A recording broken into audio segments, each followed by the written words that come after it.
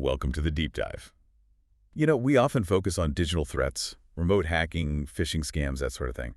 But the sources we pulled together for today, they really force a shift in perspective. We're looking at a serious escalation in the risk profile for Bitcoin holders moving squarely into physical security and even coercion. Yeah, it's a completely different ballgame. It's one thing to secure your keys from someone, halfway across the world online. It's quite another to protect them from someone literally standing in your living room. And the trigger for this deep dive, the really concerning news, came out of South Korea. Their National Tax Service openly stated they're using advanced crypto tracking. And not just that, they said they will conduct, quote, home searches and seizures for tax delinquents they think are doing, quote, offline concealment. Wow. Home searches and seizures. That's a huge wake-up call. It fundamentally changes things. Suddenly that hardware wallet, the thing you trust, it could become a liability if someone forces their way in. Yeah. So, okay, our mission today is to get into the advanced defenses. We need strategies. We're aiming for two key goals here, right? Whether the threat is, say, a government agency or just a common criminal. Exactly. Goal 1, plausible deniability. Basically, making the attacker believe you either have no Bitcoin or that they've already got everything. Goal 2, inability to comply. This means setting things up so even if you're under extreme physical duress, you actually cannot access or transfer the main stash. We're going to explore the tactics that make these two goals, well, actually achievable. Okay, so if privacy is the starting point for defense, we need to look at acquisition first. How you get the Bitcoin. The sources really hammer this point. Maintain a separate non-KYC stack if you can. Keep your net worth off those databases. Right, that's the ideal preventative step. Earning Bitcoin directly, or maybe trading cash at local meetups. If you have to use P2P platforms, look for ones where that KYC link, the Know Your Customer Identity link, is deliberately broken or obfuscated. Can you give us some examples? You mentioned HODL HODL before. The idea there is the payment itself might be traceable, like a bank transfer, but the platform doesn't directly tie that specific payment to the Bitcoin you received. Precisely. That's the separation. Or you look at platforms like RoboSats, BISK, maybe Peach over in the EU. They're built with privacy in mind. Even some local systems like BitcoinWell's cash voucher system in Canada. That just requires an email, has purchase limits, lets you slowly build up that private stack without leaving a big trail. And look, if you already have KYC Bitcoin from an exchange, well, the advice is generally just start a new, separate, non-KYC stack from now on. Focus on privacy going forward. But, okay, Bitcoin isn't truly anonymous, it's pseudo-anonymous. If I pulled funds from a big exchange, they have my ID. That ID is linked to my withdrawal address. And then every transaction after that just adds to the picture for anyone watching the blockchain, right? Yep. How do we break that digital chain? You need layers of obfuscation, an obfuscation stack. Right. The foundational layer is often CoinJoin, using wallets like Wasabi Wallet, for instance. You're essentially mixing your transaction outputs, your coins, with potentially dozens of other people all at the same time. Think of it like throwing everyone's change into a big pot, stirring it up. Makes it incredibly hard to trace whose coin is whose when they come out. Okay, so CoinJoin scrambles the history. But then I still need to spend those coins eventually. Yeah. Is there another layer the sources recommend for when you actually send funds? Yes, absolutely. A wallet like Sparrow Wallet has a specific privacy spending feature. When you enable that, it structures your outgoing transaction to look kind of like a small two-person CoinJoin itself. This helps hide the exact amount you spent, and crucially, where the change from that transaction is going, adds another layer of fog. Right, makes sense. And what about mobile? You mentioned Aqua Wallet using Liquid or Lightning. The source used a specific term, PN transaction. What's that about? How does that add privacy? The PN transaction. It's essentially like a conversion step built into the funding process. When you load funds onto that Aqua wallet, say from your CoinJoined privacy spent coins, the wallet performs a kind of swap or conversion in the background.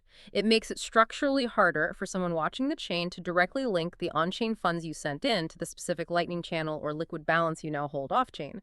So you stack these things. CoinJoin first, then maybe a Sparrow privacy spend for the withdrawal, then this PN transaction load into Aqua. Suddenly, trying to figure out your actual net worth from the outside, it becomes extremely difficult. Okay, that really lays the digital groundwork for plausible deniability. But now, let's pivot.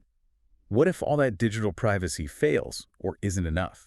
The sources force us to confront that physical threat. The attacker isn't a hacker anymore. They're in your house, demanding access. And the biggest vulnerability shifts, right? It's not the hardware wallet device itself, but that recovery seed phrase, those 12 or 24 words. Exactly. That's the master key.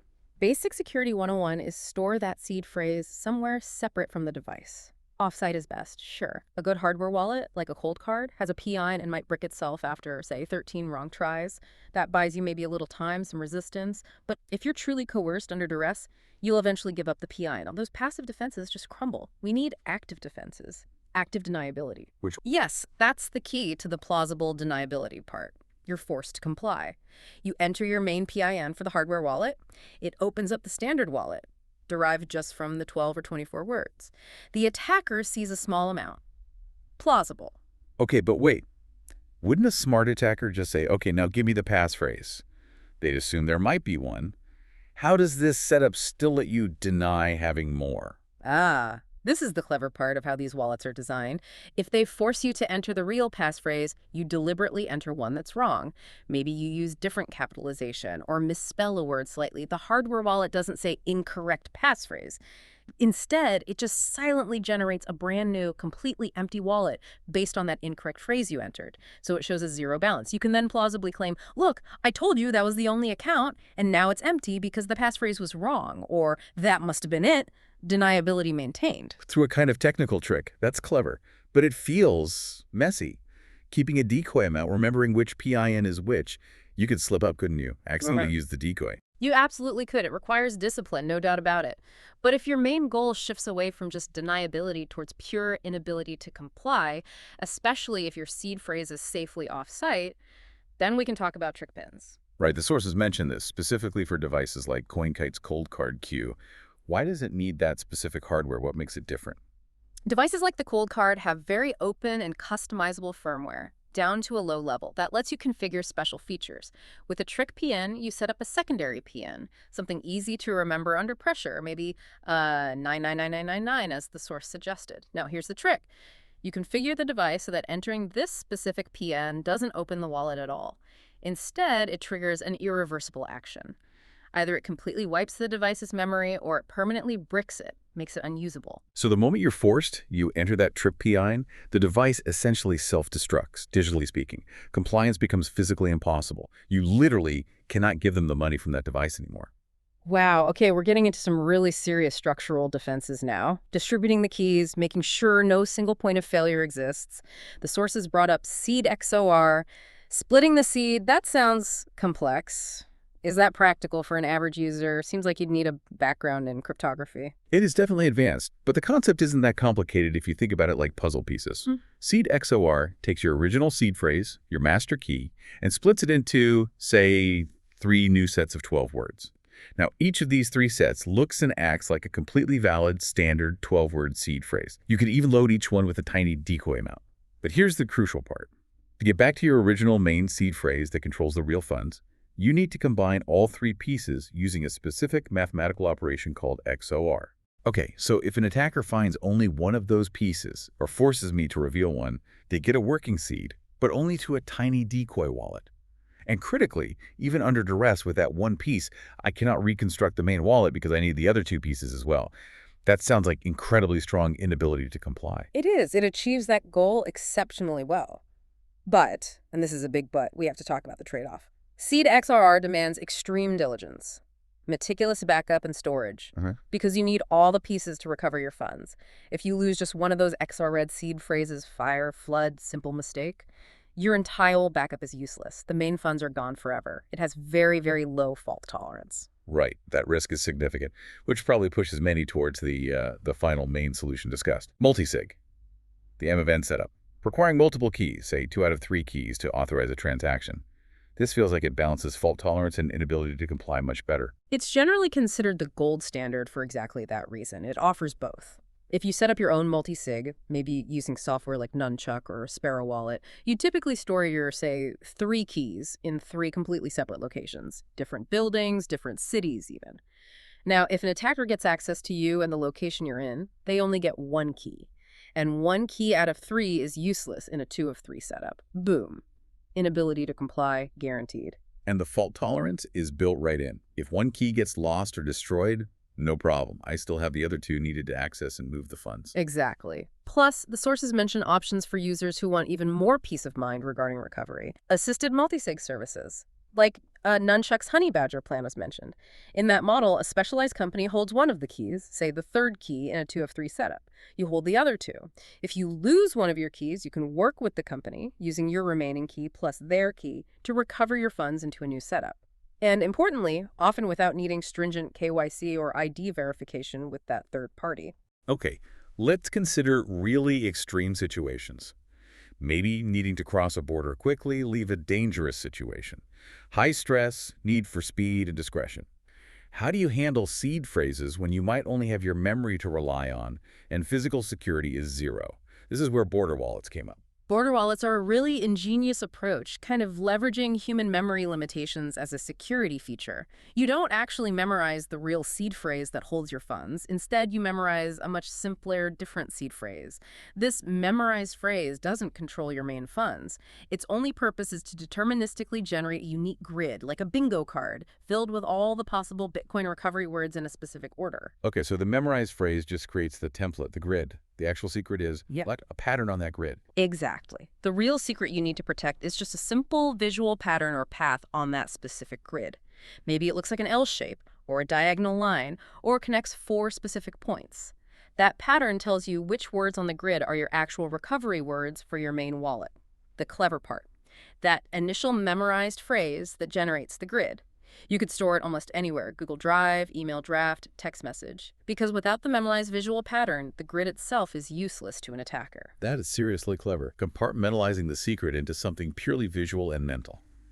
And speaking of secure transfer, especially in emergencies or for succession, the sources also touched on CoinKite's Key Teleport. What's that designed for? Key Teleport is basically a highly secure protocol for transferring or cloning a seed phrase or even an entire cold card setup to someone else, like a trusted family member or business partner potentially on the other side of the world. It uses strong encryption and specific hardware interactions, so you can do it even over potentially insecure channels, like a video call. The design ensures that eavesdroppers watching the communication, or even recording the screen, can't actually reconstruct the sensitive key material being transferred. It's built for that secure handoff under difficult circumstances. Okay, that was an incredible amount of technical detail and tactical thinking. Really powerful stuff. Before we wrap up, let's try to distill all this complexity. We need a clear checklist for the listener. If someone is trying to build or improve their defense system right now, based on these sources, what are the absolute must-do items? The essential DOs. Okay, number 1 DO, top priority, absolutely crucial. Create secure, clear, and tested instructions for your next of kin, your heirs. If you go through all the trouble of setting up multi-sig, passphrases, XOR, whatever, it's worthless if your family can't safely access the funds if something happens to you. Test it with them. Second DO, review and test your entire system yourself at least once a year. Things change, hardware fails, memory fades, and continue to do the basics. Use non-KYC acquisition where possible. Use on-chain privacy tools like CoinJoin. Think about secure hardware purchases, maybe use a PO box. Makes sense. And just as important, what are the critical don'ts? The mistakes people make that undermine all this effort. Yeah, the self-sabotage traps. Biggest don't. Don't overcomplicate things beyond your ability to manage them reliably. Most Bitcoin losses aren't sophisticated hacks, they're user error, locking yourself out. Second, don't. Don't keep all your keys, seeds, or access methods in one single location. Segregation and distribution are fundamental. Third, don't broadcast your stack size. Don't boast online or offline. It just makes you a target.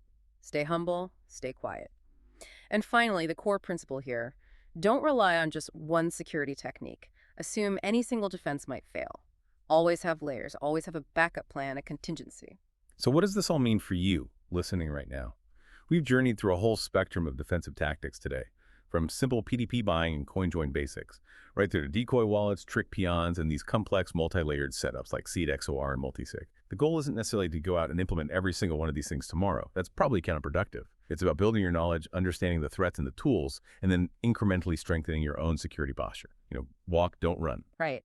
The sources we looked at today offer some incredibly potent ways to defend your assets against powerful adversaries, whether that's sophisticated criminals or even government agencies conducting seizures. But here's the final thought, the real takeaway perhaps. Given how complex these essential layered defenses can become, managing multiple passphrases, geographically distributed multisig keys, maybe seed XOR pieces, the biggest remaining vulnerability often shifts back to the user, the risk of human error. So the question we want to leave you with is this. Looking at your own current Bitcoin security setup, or the one you're planning, what single part of that system feels most vulnerable to your own potential mistakes? Is it losing a key? Forgetting a passphrase? Leaving unclear instructions? And based on that, what's the one simple concrete step you can take today to minimize that specific risk of self-sabotage?